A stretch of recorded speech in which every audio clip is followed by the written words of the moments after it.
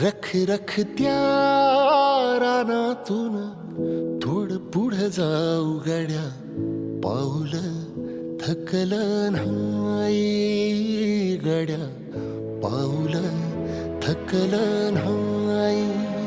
सुकलेल्या भाकरीला पानसंग खाऊ गड्या, पाऊल थकलं नाही गड्या, पाऊल थकलं नाही. झालो बरबाद जरी बसला घाव उरी, कलेची आग सार जाळून विजाईना.